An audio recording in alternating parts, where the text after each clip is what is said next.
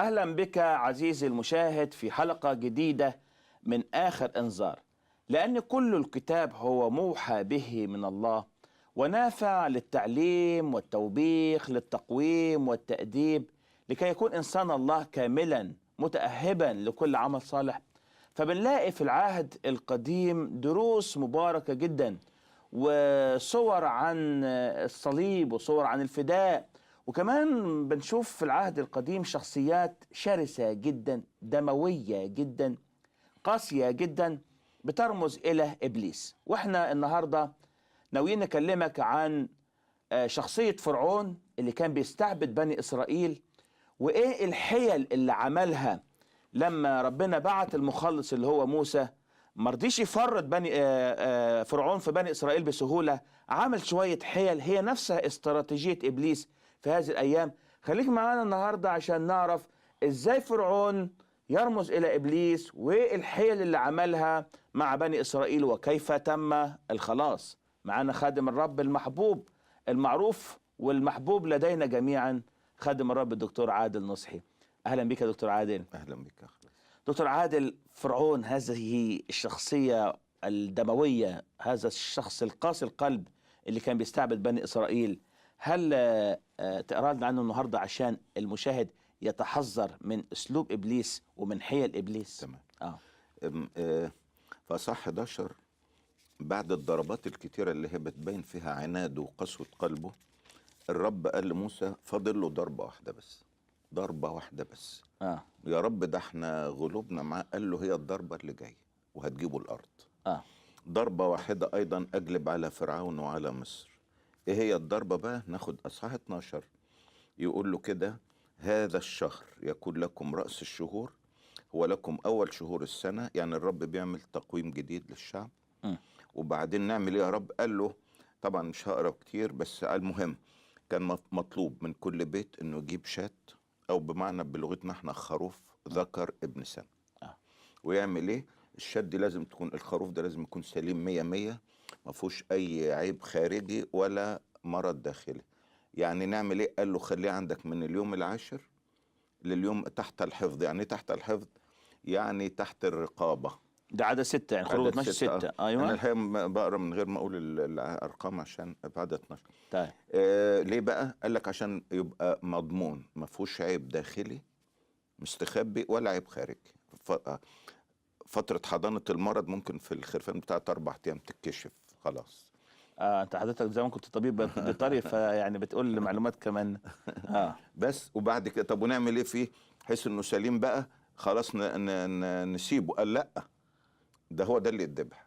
ففي اليوم الرابع عشر قرب المسا كده تاخدوه وتذبحوه، ثم يذبحوا كل جمهور جماعة إسرائيل في العشية. وبعدين ويأخذون من الدم ويجعلونه على القائمتين والعتبة العليا في البيوت التي يأكلونه فيها، ويأكلون اللحم تلك الليلة مشويا بالنار مع فطير على أعشاب مرة يأكلونه.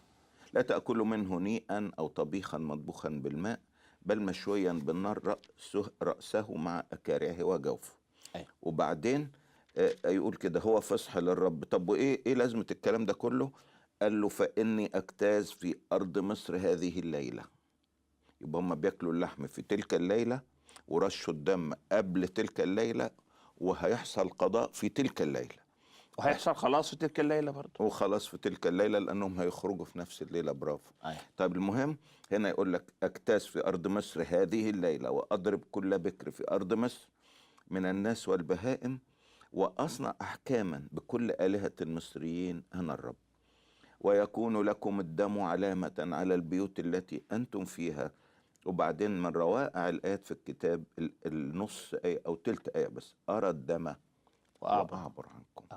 أرى الدم وأعبر عنكم. وده تم حرفيا، واتضرب كل بكر في أرض مصر في نحو نصف الليل. وفي نفس الليلة زي ما انت قلت خرج بنو إسرائيل من العبودية إلى الحرية. طب رائع جدا يا دكتور عادل. طب الكلام اللي حضرتك قريته ولخصته بسرعة، مع ان لسه في عايز اسال حضرتك اسئله كتيره فيه، ده الحل. لكن عايز ارجع شويه لورا عن لما موسى راح لفرعون وقال له ربنا بيقول لك اطلق شعبي ليعبدني في البرية، هل بسهولة يعني وافق، ولا كان في بعض الحيل وبعض الخطط الفرعونية الشيطانية عشان يستبقي بني إسرائيل عبيد عنده في معاجن الطين وفي أرض مصر؟ لا طبعا، ما انا عشان كده قلت ايه، آه قلت الرب بيقول له فاضل حاجة واحدة بس. آه لانه هو حاول بكل طريقة يا موسى، بالخداع والكذب والشدة والتهديد، يخليكوا قاعدين في ارض مصر. آه ف طب ممكن لكن تذكر لنا بعض الحاجات، يعني مثلا اللي حاضر. إبليس اللي فرعون استخدمها، واللي حاليا إبليس بيستخدمها مع البشر عشان يخليهم عبيد؟ ايوه نقدر نرجع برضو لورا شوية، آه اللي هي من اول السفر طبعا. اول حاجة الاستعباد والعبودية، مش كده؟ أيوه. اول حاجة ان هو مرر حياتهم بعبودية قاسية. ما هم قد هم عبيد. ايوه. أيوه.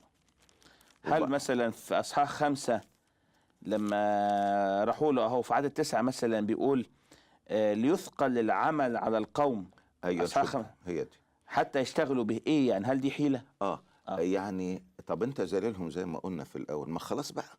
آه قال لا، ليثقل العمل على القوم، يعني بدل هو هيقول ايه؟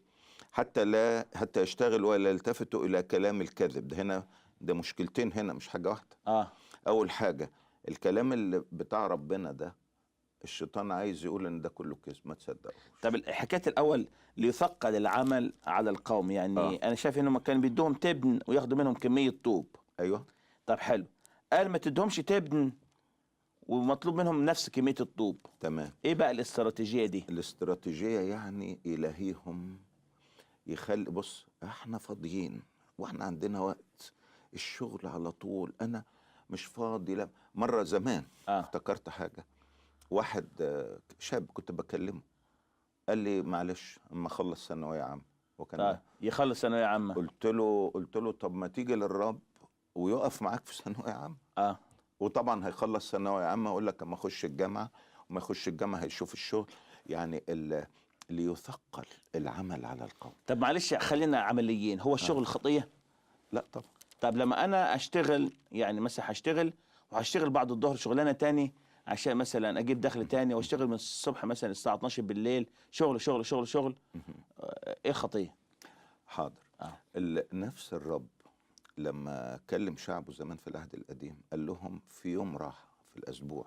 يعني حتى لو انتوا بتشتغلوا طول الأسبوع، في يوم راحة. اه النهاردة أنا ما اتخلقتش بس عشان أبقى مكنة شغالة اه في حاجة للأرض. طب فين جزء ربنا؟ يعني عايز حضرتك تقول ان الشغل مش خطيه، لكن لما الشغل يكتر زياده عن اللازم ويلهيني عن الخلاص ويلهيني عن الابديه، هنا يبقى حيله من حيل فرعون عشان يستبقيني في الخطيه. في زي ما بيسموها ايه، حاجتين ممكن الواحد ينحرف فيهم. اه قلة الشغل خالص، في ناس تبلطج. خطيه. يقول لك ايه، خلاص ده انا عايش كده لربنا. نقول له لا، اه لازم يكون في دعوة خاصة. واصل في ناس دلوقتي، معلش اه دي بقولها للتحذير، ظروف اقتصادية صعبة يقول لك الرب دعاني للتفرغ. لا، اه طبعا. معلش لازم يبقى في تأكيد وصوت، وناس يأكدوا لك، وفي موهبة ومتوافق عليها من السماء ومن الناس ودائما المؤمنين. يدعوك وانت ناجح وانت شغال، مش وانت مش لاقي شغل. كل اللي دعاهم ربنا في الكتاب اه خدهم من شغل لشغل، من طيب. شغل زمني لشغل روحي. ادي قصدي، دي نقطة. النقطة الثانية اللي هي الارتباك. يقول كده اشتغلوا بهدوء في رسالة تسالونيك. يعني النهارده اللي احنا بنلاحظها دي في الخارج بس اه يطلع بره. طب ربنا فتح عليك بقى، اه يقول لك لا، يطلع من شغله للتانية للتالتة، وبعدين الفلوس تسحبه، يخش يغرق، ما يعرفش يطلع. حيلة من حيل فرعون. تمام. طب والحيلة التانية اللي ألا يلتفتوا إلى كلام الكذب، يعني أيوة. هنا يعني تكذيب أقوال الله أو تكذيب الحقائق الموجودة مثلا في الكتاب المقدس. الكذاب اه يقول على الصادق انه كذاب. شوف قلة الادب. اه يعني يعني كلمة الله دي، يقول كلمة الله حية وفعالة.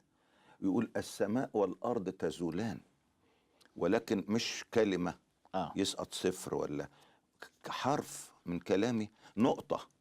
النقط اللي هي الب والت والحاء والجيم، النقط دي ما ينفعش. ما تنفعش. كتابنا بالنقط. ايوه صحيح. يعني لو شلت نقطة من على الجيم تبقى ح، ما تعرفش دي ايه. يعني ربنا عظمة كتابنا ده انه هو كل حرف فيه موحى بيه. يعني ربنا ادانا هذا الكتاب وطبعا حفظه من التحريف او من التزوير او من الاضافه او من الحذف، نشكر ربنا. لكن ابليس يحاول يشكك الناس، يقول لهم لئلا تلتفتوا الى كلام الكذب، لكن ده كلام الصدق. عشان كده ابليس دايما واخد بالك الاسود ابيض والابيض اسود. كذاب. فيقول لهم الكتاب ده لا ده كذب، مش كذب حتى، محرف مش مظبوط. طيب هنا ده كلام ايه؟ يعني لازم نفهم منه ابليس مش صادق، هو كذاب اساسا. هو كذاب. طب ما زلنا عن الحيل اللي عملها فرعون. لما اقرا لحضرتك في خروج 6 آية 9 يقول لك فكلم موسى هكذا بني اسرائيل ولكن لم يسمعوا لموسى من صغر النفس. أيوة. ومن العبودية القاسية. هل صغر النفس حيلة من حيل فرعون، ولا صغر النفس ده حاجة زي التواضع؟ بس لو سمحت بسرعة. عايزة في كام ثانية يعني اتفضل. هي طبعا دي ثالث حاجة. صغر النفس يعني، او زي ما انت عارف في الطب يسموها ايه؟ الدونية. الانفيريوريتي كومبلكس انا بقولها بالانجليزي. الدونية يقول لك لا، شعور بالمذلة كده. لا انا هخلص، معقول لو كل الناس خلصوا انا الخاطي الشرير اخلص، خليني بعيد عن ربنا، انا ما ينفعش معاه. كان ابليس بيقول لنا الكلام ده واحنا بعاد. يقول لك يعني انت وش خلاص، يعني ده صغر نفس مش تواضع. يقول لك طب ما في ده انت حتى بس حاول تبقى زي فلان الكويس شويه. طب ما التواضع ليه بقى؟ فرق كبير جدا. الاتضاع يعني واخد بالك، انا بحس بعظمه نعمه ربنا اللي ادهاني، وانا بقول له رب شكرا رغم ان انا ما استحقش. زي بولس اعظم مثل. يقول كده ولكن تفاضلت نعمه ربنا جدا. ليه؟ انت مين؟ قال انا الذي كنت قبلا مجدفا ومضطهدا ومفتريا لكنني رحم. طب ما تتوضع يا راجل. قال لي اتوضع ازاي؟ ده انا بفتخر بنعمه الله. يعني صغير النفس يقول انا خاطي وضعيف وما ينفعش مع ربنا. المتواضع يقول انا خاطي وضعيف وتراب لكن نعمه ربنا ترفعني وتخلصني. بالظبط كده. تمام. طيب حضرتك برضو هقرا لحضرتك حاجه تاني بعتبرها حيله، بس يا ريت تدينا المعنى الروحي. خروج 8 آية 25 فدعا فرعون موسى وهارون وقال اذهبوا اذبحوا لإلهكم في هذه الأرض. أيوة. قال لهم عايزين تعبدوا ربنا، اعبدوه بس في هذه الأرض. ايه رأيك؟ رأيي ان هنا برضو دي حيلة ايه؟ ماشي اعرف الرب بس خليك بنفس عاداتك القديمة، واوعى تسيب اصحابك بتوع زمان. اوعى هتسهر معاهم وتسكر معاهم بس هتكلموا مع المسيح. خليك في الخطيه وروح الكنيسه. شوف اكتر حاجه كانت واجهتني اول ما بديت مع الرب الشله بتاعتنا.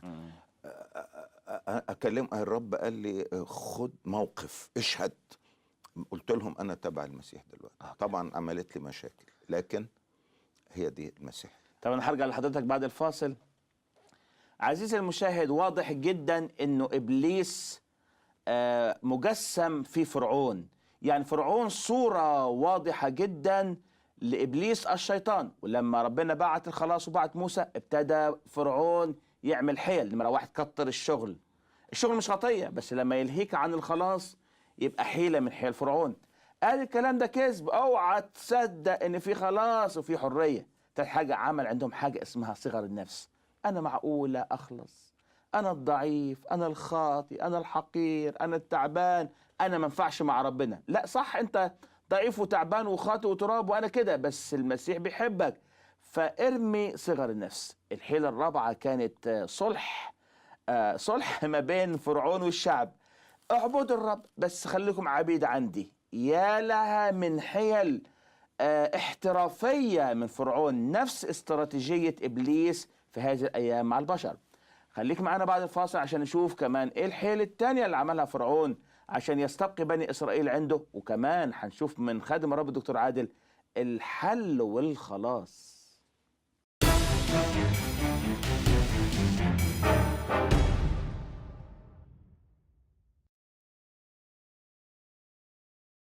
انت عشت حياتك كشاب في الخطية. يا ليت الشباب يعود يوما فأحكي له ما فعل المشيب. الدنيا هتولع وفي نار وفي جحيم، في تيار كهربائي هيحرقك. هموت، العيال، مراتي هموت. لازم تكون حاضر، لازم تتجاوب مع الأمر الإلهي. الله الآن دلوقتي يأمر جميع الناس، يبقى الأمر يخصك. بس انا قلت لا. هتموت، هتذهب إلى أبدية تعيسة، هناك هتدعوه، هناك هتصلي، هناك هتتوب، بس بدون فائدة. حشوهم عني، بيخنقوني، حشوهم، بعدوهم. أكيد ربنا يوم الدينونة هيشوف لها حل. طب ما انا كويس، بعمل اعمال كويسه. نفس طالع مش داخل، أو داخل مش طالع. يعني عارف على كده، واحنا على كده بنتأمل في الحلقة، في ناس كتيرة انتهت حياتها. اسكت انت، انا هحاول تاني وتالت ورابع. من خلال هذه القصة ربنا بيبعت لك آخر إنذار، فخليك معانا بعد الفاصل عشان نواصل تأملاتنا.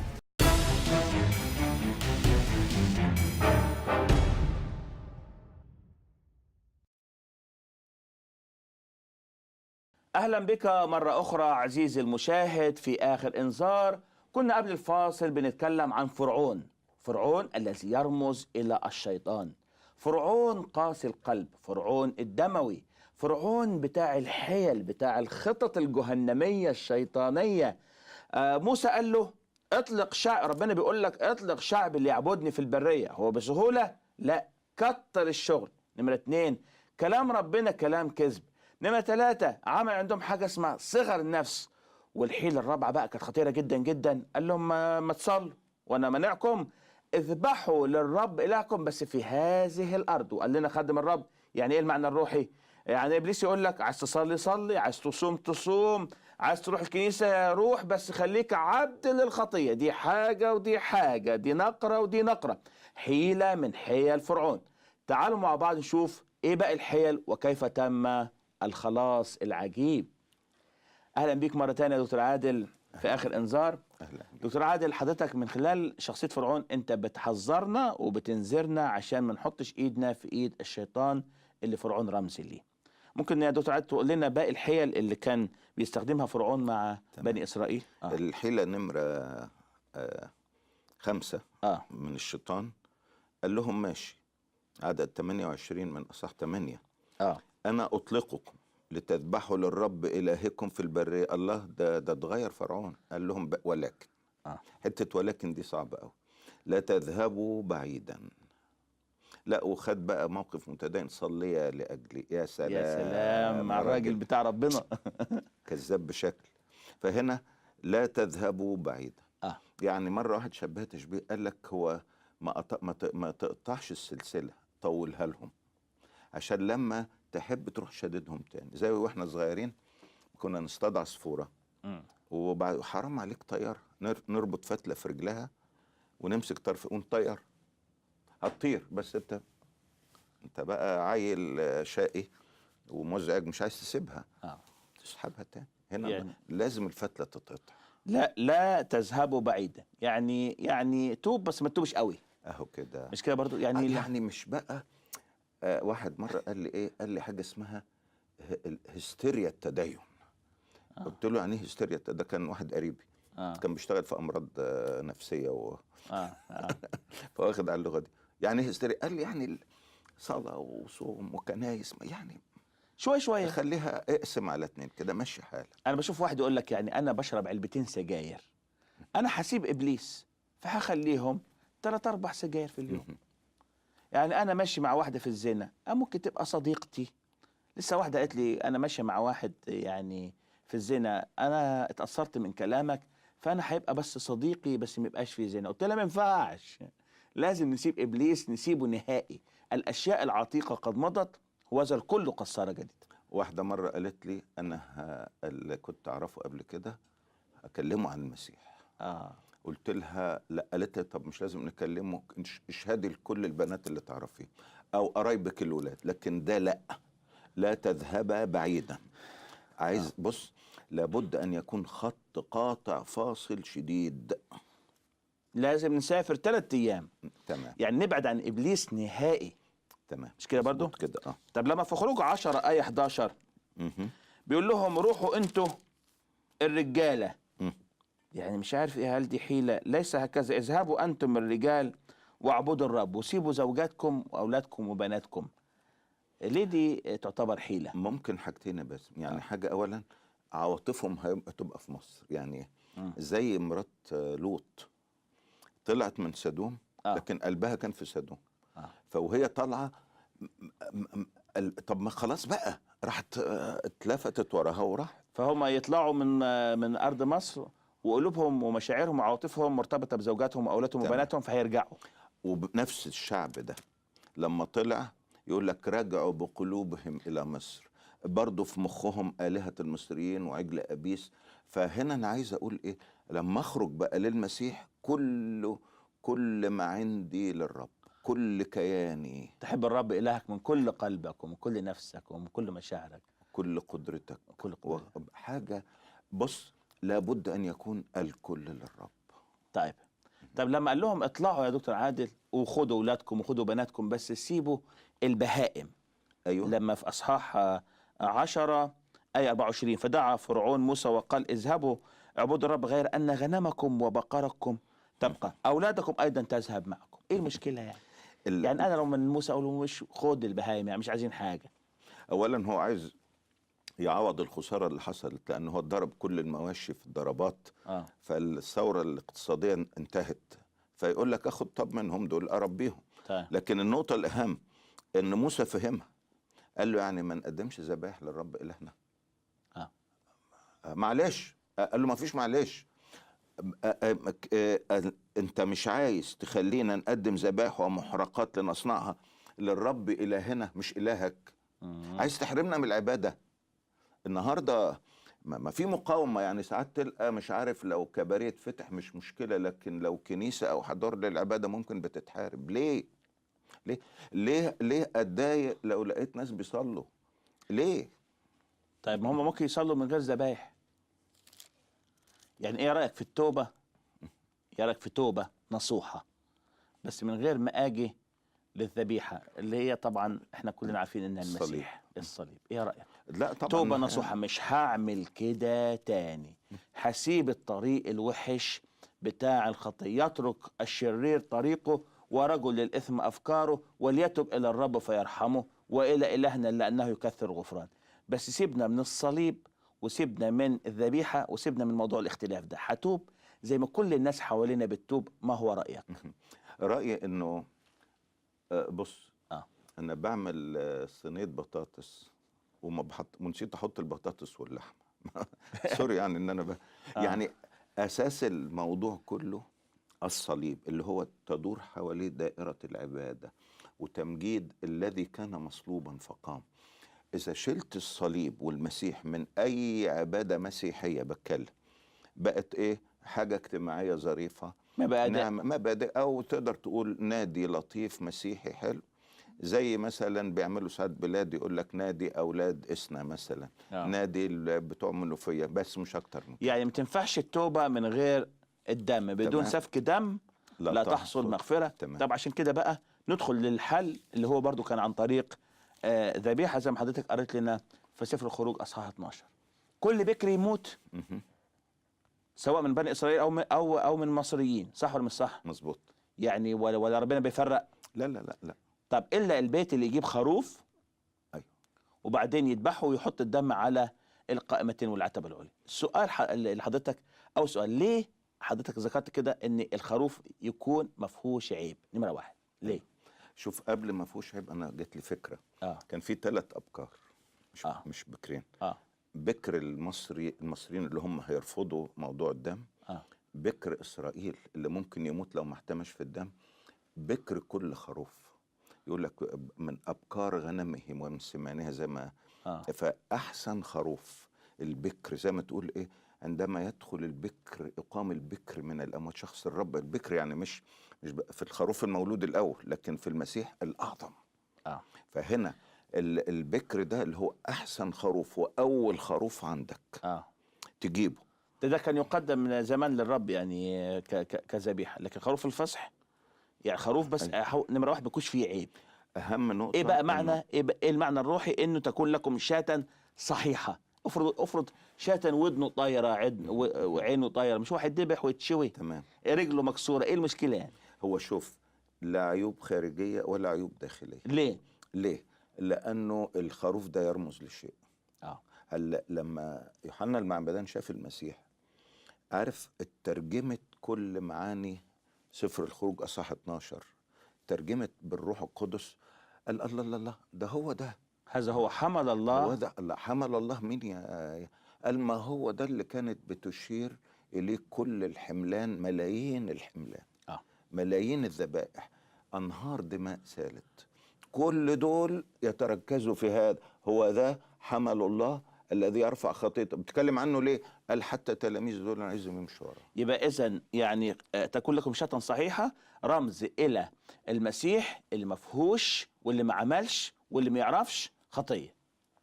صح؟ الحاجة اللي صح، الحاجة اللي تشرفنا إن مسيحنا ما فيهوش عيب. احنا مش بنحاول يعني نقول يا ده يمكن يكون في عمل حاجة غلط ونداري عليها اطلاقا. احنا بنتحدى.